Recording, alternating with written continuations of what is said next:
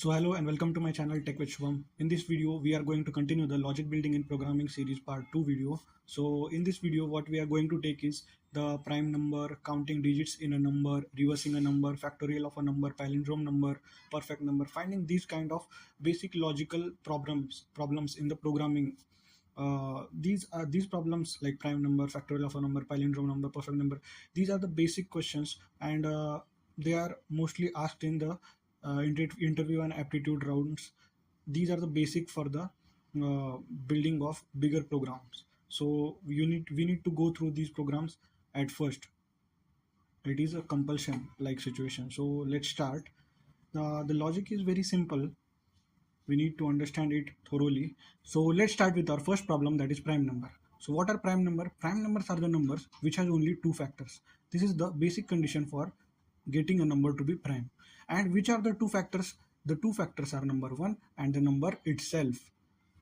Okay, so how to find a prime number? We need to understand this condition: two factors, number 1 and the number itself. This is enough for solving this prime number problem. So let's start with the logic. What we will do is firstly take the input from the user, that is n. Okay, then we will define after taking the input from the user, what we will do is check for numbers from the initial number, that is from number 1 to the number given by the user. But number 1 is a factor which is available for everyone, and we need to find the count of the divisors, that is the factors of a number, to be 0. This is our another condition. We will take the count to be 0, final count to be 0 of the divisors of the number, to be the number, for the number to be a prime number. Okay, so we will skip 1. We will start from 2. We will take 2 as the initial element, initial number, and the number given by the user as the final number. See over here, s is equals to 2. We have defined s as the initial number, s is equals to 2 as the initial number, and n, here n. Then we have further gone into a loop, that is for loop. What we have to do? We have to continue from 2 till the number given by the user into a loop, such that checking for the number is divisible by another factors or not. Like the user has entered, for example, number 15. So is 15 a factor from the numbers from 2 to the number given, that is 15? We need to check this, and for this we have taken this for loop. So for I in range s comma n, that is 2 comma 15, if after this for loop we have another condition to be and what for this condition is? This condition is for the number to be a divisor. If it is the number given is a factor, like in 15, 3 and 5, these two are the factors. If the number is a factor, then it will count plus 1, and our initial count is 0. Okay, so in a for loop we have defined another if condition. If n mod I equal to 0, let's go like range is s comma n, that is 2 comma 15. After this range we will come to our first iteration, that is s is equals to 2. If n mod I, here I is 2, okay, that is 15 mod 2 equal to 0. Is 15 divisible by 0, divisible by 2? No, it is not. So it will skip this forward interaction and it will again go into this loop. Now here I becomes 3. It was 2 in the first iteration, now it became 3. So 15 mod 3 equal to is 15 divisible by 3? Yes, 15 is divisible by 3. Then it will come over here, it will count plus 1. Then again it will go into this loop. Now for our third iteration, I is equals to 4. Okay, so now our another condition is 15 mod 4 equal to 0. Is 15 divisible by 4? No, it will go into the next iteration. Now I becomes 5. Now 15 mod 5 equal to is 15 divisible by 5? Yes, 15 is divisible by 5. It will count again 1. Okay, in this way it counts the number of divisors or the number of factors of a given number from the range like 2 to the number itself. And after this loop gets ended, then our final condition, that is if else condition, which is for the number is prime or not, this is been defined in this condition. Okay, so what happens is count equal to 0. If the count over here is 0, like 15 has count This is for 3, it became 1. For 5, it became 2. Count equals to 2. So is 2 equal to 0? No, it is not. Then it will enter into the else loop and it will print it is not a prime number. But if it was a prime number, then the count here it would be 0. Like take 11 number. For 11 number from 2 to 11 range, is there any number which could be a factor of 11? Like 2, 3, 4, 5, 6, 7, 8, 9, 10. No, there is no number which is a factor of a number. So in this case, the count will be equal to 0. So the condition for if is satisfied and the number is prime. So let's take this. I have taken this program over here. This program and this program are exactly the same programs. Now I will just run this program and show you the output for this. Now I have run this program. See over here, n is the input, s is equals to 2, count equals 0 for I in range s comma n, then it's count plus 1. If count equal to 0, it is a prime number, else it is not a prime number. Now I have run the program. Now let's take the input. That is, input is like 9, not a prime number. 9 is not a prime number. Okay, now let's take another input, like we will take 13.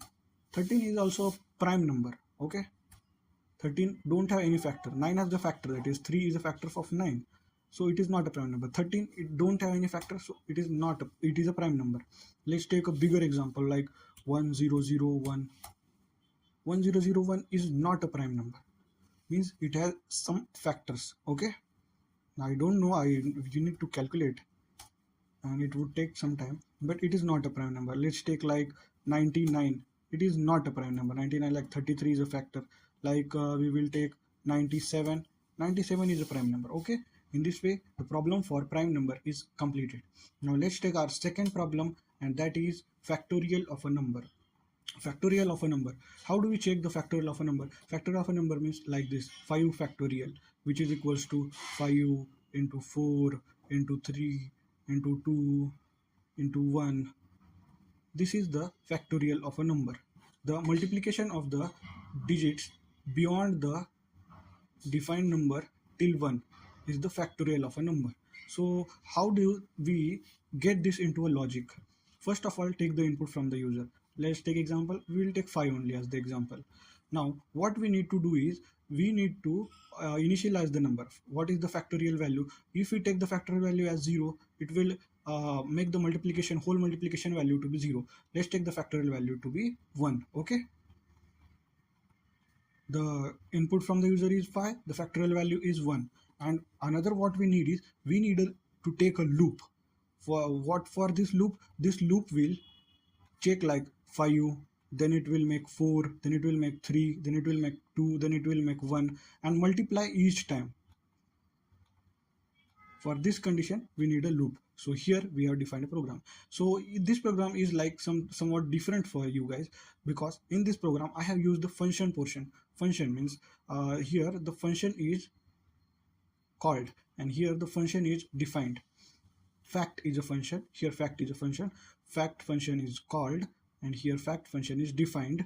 Inside the everything is same. If I remove this and this line, then it would be the regular part only, but I have just taken the function in this program. So let's take input from the user. N is input taken from the user. P is equals to n. I need the p value at the end when I am going to write the end statement of this code. So I have taken this p. It is not necessary, but I have just taken it. Okay, as this n value will be further changed in this code, so I could not use the initial n value in the end of the code. That's why I have taken p is equals to n. So here factorial value is equals to 1. As I told you, factorial in the previous problem we have taken count equals to 0. In the same way, here factorial value is equals to 1 is taken. As in this case multiplication is performed, in the previous case addition was performed. Factorial value is equals to 1. Now if n equal to 0, the user input is 0, then what? For the 0, the factorial is not 0. For the 0, the factorial is 1. We need to put this into the if condition. After this if condition is satisfied, we will take another elif condition. Else if the number given by the user is greater than 0, then now we can take our loop for this condition. We are taking while loop. You can also take for loop for this condition. While n is greater than 0, now the number is greater than 0 is been checked by this condition. and we are entering a loop while n is greater than 0, factorial value equals to factorial value into equals to n. This is a assignment operator. How is this operator? Factorial value into equals to n. It means that factorial value equals to factorial value into n. You need to get to know this. Factorial value equal to factorial value into n. This is the statement. But instead of writing this factorial into n again, there is a assignment operator concept in Python, and that is how we have written over here factorial value into equals to n. Okay, then after taking this, further condition will be reducing the value of n. If it was 5 earlier, now we need to make it 4. After that we need to make it 3. After that we need to make it 2, and after that we need to make it 1, and after 1 it becomes 0. When it becomes 0, this while condition check. Is n greater than 0? Means is 0 greater than 0? No. Then it will exit this while loop and it will print the output. Okay, so let's take in our example what we have taken is, I will first erase this. In our example what we have taken 5 as the input. Okay, user input. Then here factorial value into equals to n means 5 factorial value. What is our factorial value? 1. Factorial value is equals to 1 into 5. This is our first iteration. Okay, this is our iteration 1. Factorial value 1 into 5.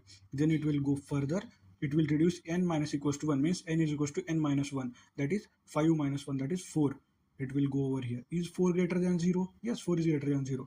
Then it will get factorial value equals factorial value into n. That is further in our prior factorial value was 1, and factorial value for the first iteration was 1 into 5. Now the factorial value is 5 after the first iteration. For the second iteration, factorial value is equals to 5 into n. What is n? N is 4.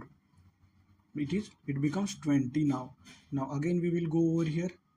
It will reduce from 4 to 3. Now here it will check 3 is greater than 0. Yes, 3 is greater than 0. Now it will enter this loop again. This is factorial is equals to, it is 20 now. 20 into 3. Again it will go. Again it will reduce, that is 2. Again it will check 2 is greater than 0. Now here what is this? 20 into 3 is 60. 60 into 2, that is 120. Now again here it will go. 2 minus 1, that is 1. 1 is greater than 0. Yes, it will enter the loop. Now here what is the factorial value? 120. 120 into 1 equals to 120 only. Now it will go. It will reduce from 1 to 0. Now here it will check, is 0 greater than 0? No, 0 is not greater than 0. So it will exit this while loop and go to the next statement. Here it is print statement. Factorial value is factorial of p. Now here you will get, if I would write n over here, then n has become 0 in this condition right now. So I need to take the value user has entered. User entered n, but now in this condition while loop, the n has reduced from 5, 4, 3, 2, 1, 0. Now in the final printing statement, if I mention n over here, it will take the n as 0. But I have mentioned it prior only at the starting of the program that p is equals to n. That is the user inputted 5. So p is also equals to 5. So for printing the final value, that is the factorial of, that is 120 is factorial of 5. In this way it will print the statement. And if the number is not positive, not 0, it is negative, then it will enter the else condition. It will print negative number. Let's take this into the code.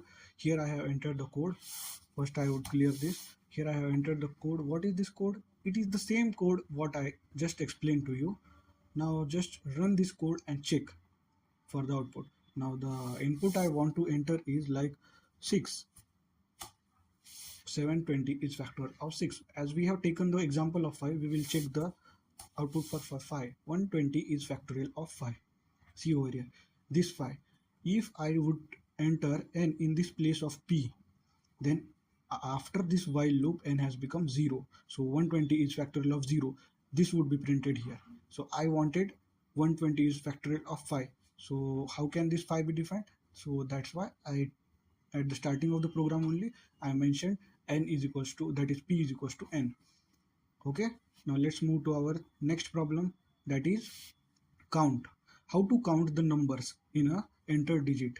Finding the count of the numbers. Like if you enter like 5, 4, 3, 2, 1, in this how many digits are there? There are 5 digits. How to count these digits? So the logic for this is taking the input from the user, starting at the initialize, we will initialize the count equals to 1, the count equals to 0. Okay, while number is greater than 0,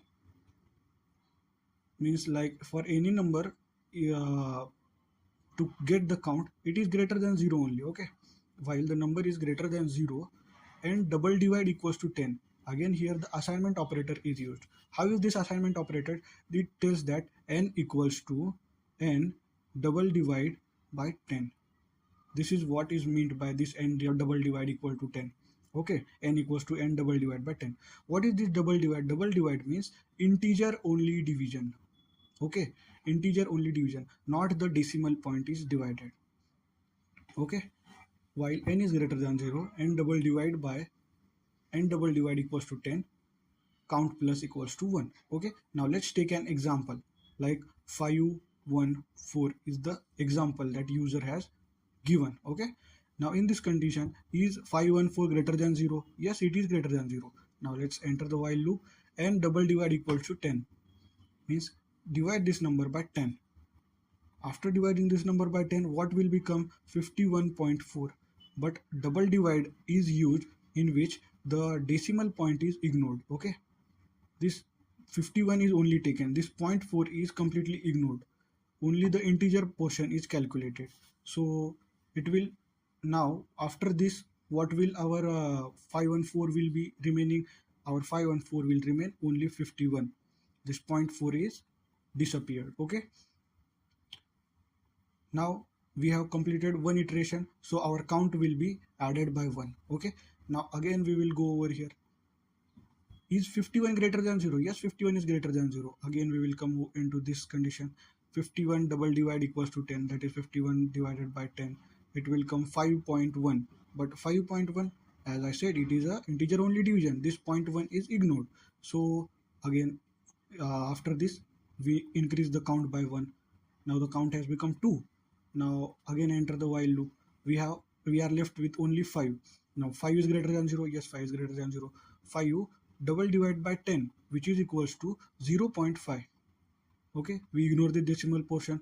It is 0 is what we are remain with. Now the count is increased. Now count is becomes 3. Okay, now it will go into the while loop. It will check what we are remain with. We are remain with 0. Is 0 greater than 0? No, 0 is not greater than 0. So it will exit this while loop and come over here and print the count. What count we have? What we have got, the count equals to 3, and 514, it has 3 digits only. So this is how the count operator is being worked. See over here, the program is same. I will just run and show you. Like take it like 1 4 5 6 2. How many digits are there? 5 digits are there. The count is 5. Okay, let's take 1. Count is 1. Let's take another example like I would say 5 3 2 6 8 9 4 8 9. Count is 9. Okay, our program works perfectly. Another example like 6 digit, 1 2 3 4 5 6. These are the 6 digits. The count is 6. So did you get it? How the logic for this counting the number of digits in a program is taken? Okay, let's go to our next program, that is reversing a number. Finding reverse of a number means like it is 1 2 3 4. What is the reverse of this number? The reverse of this number is 4 3 2 1. Okay, we need to find the reverse of a number. X is the input taken from the user. Y is equals to X. This we need means X will be changed further. So I am taking Y equals to X. It would be required in this program. So first of all, the value of reverse equals to 0.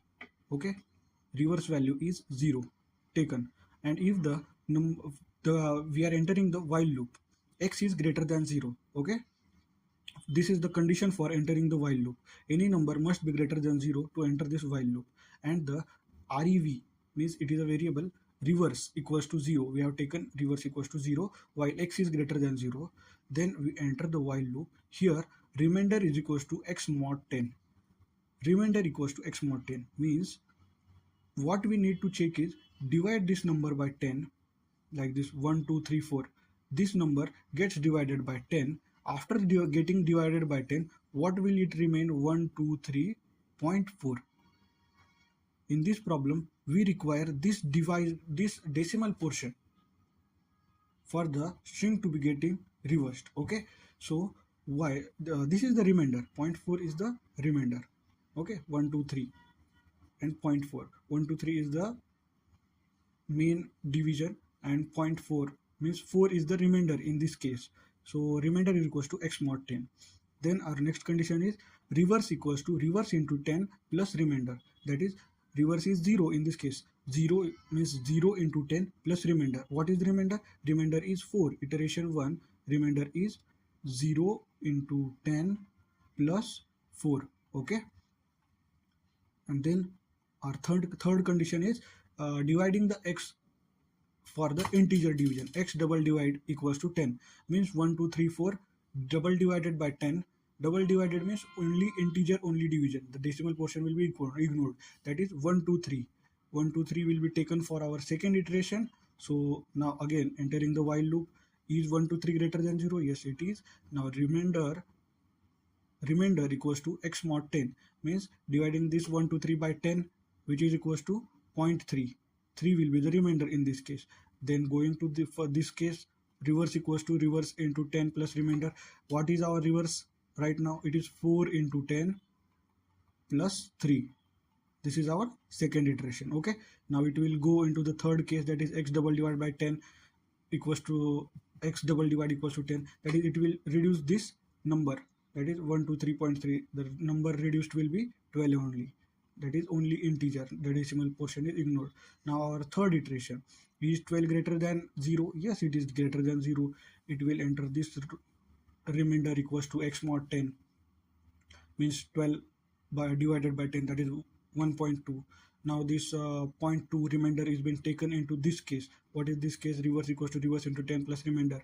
What is our reverse right now? It is 43. Okay, 4 into 10 plus 3. Now 43 into 10 plus 2, which is equals to 432. Okay, now into the third case. What is the third case? X double divide equals to 10 means decimal portion is ignored, only the integer portion is remain. Now the fourth iteration is 1 greater than 0. Yes, 1 is greater than 0. Remainder is been calculated by dividing this 1 by 10, that is 0.1. Okay, now 0.1, 1 is the remainder in this. So 432 into 10 plus 1, which is equals to 4321. It will go into the next loop. It will check 1 double divided by 10, which is equals to 0.1. Now the decimal portion ignored, 0 remains. So 0 is taken to the while loop. 0 greater than 0? No, 0 is not greater than 0. Exit the while loop. Print reverse of a number, reverse. So what reverse we have right now? We have the reverse value 4321 right now. Okay, let's take this reverse value over here. The program is same what I have explained to you. Let's run this program. Let's take the number as 1 2 3 4 5. The reverse number is 54321. Okay, let's take another example like 1 2 2 3 2 1, that is 1 2 3 2 2 1. Okay, another example if you demand like 1 2 3 4 5 6. Here you can see 6 5 4 3 2 1. Okay, so we have completed the reverse number also. I hope you are understanding. Now let's go to see the palindrome number. So what is palindrome number? Palindrome number is number, finding a palindrome. Palindrome number means it is like 1 2 2 1. Okay, this number when reversed, what it becomes? After reversing also it becomes 1 2 2 1 only. So this is a palindrome number.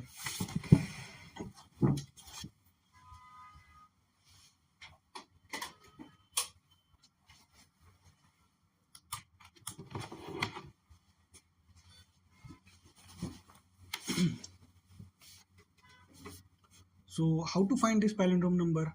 Now to find this palindrome number, the reverse of a string is the concept which is used. Now here you can see this much portion is for finding the reverse of a number. Okay, and we have just find out how to calculate, how to find the reverse of a string of a digit. Okay, so this much program is same to same. Okay, here you come and check if the number is palindrome or not. How do we check if the number is palindrome? If the reverse is equal to y.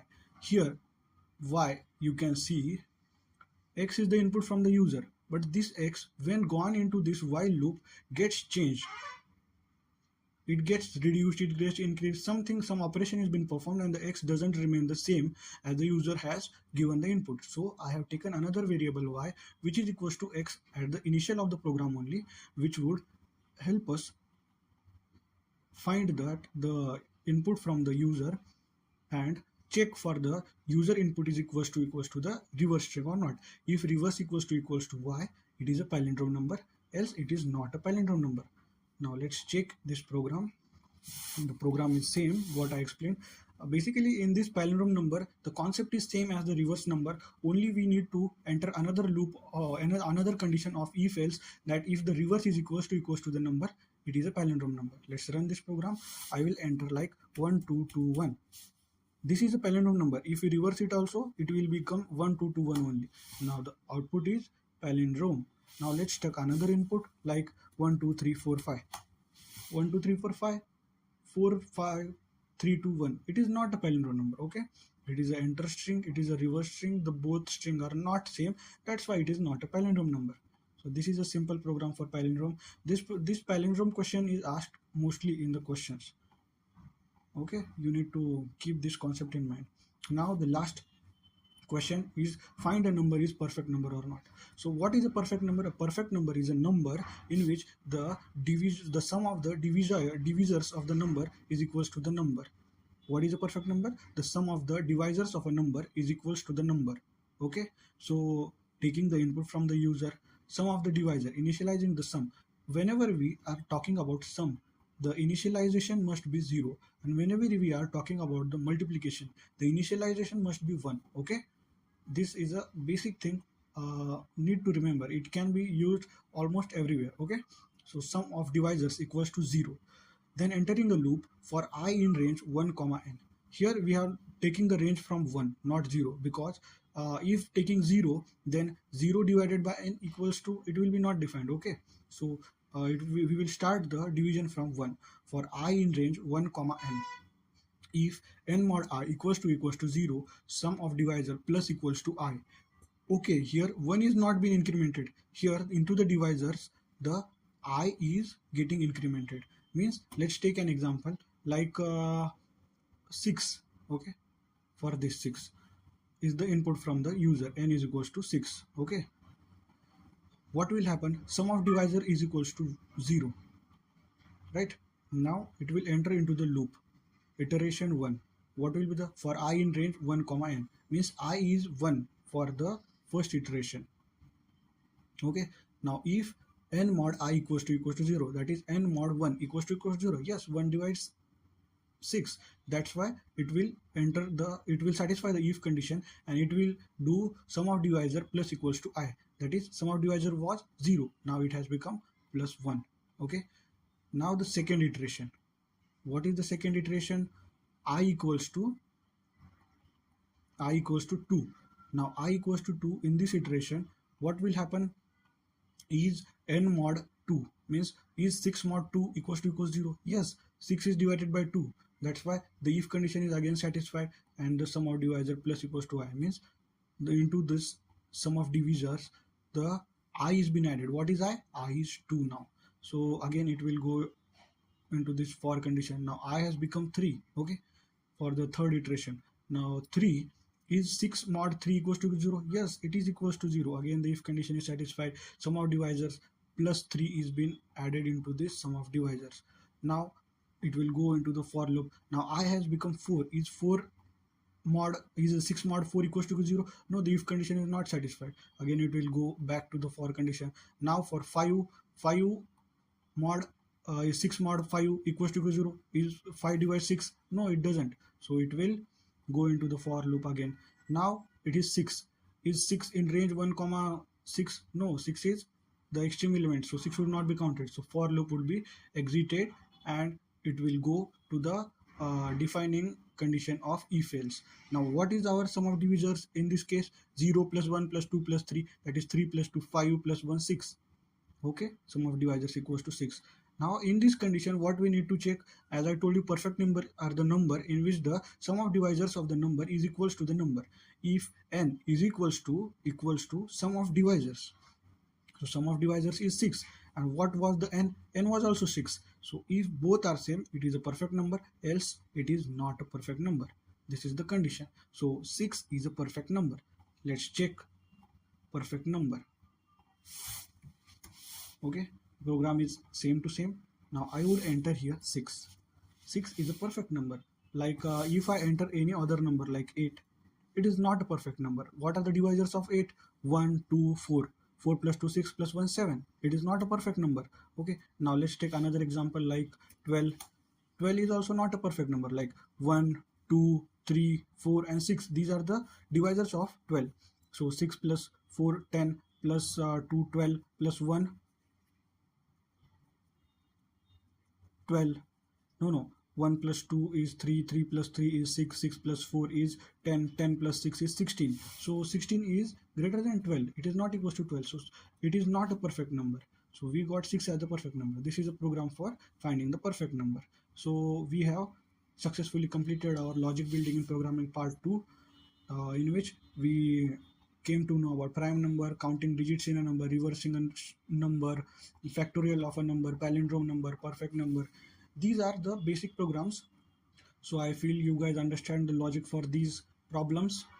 Slowly we are going to improve this logic building programming series more, and we are trying to upload more and more parts and questions. We will be taking very tough questions after we are getting progressed. So these are the basic questions. Everyone must need to know these questions for eligible for the programming to be done. So thank you and stay tuned.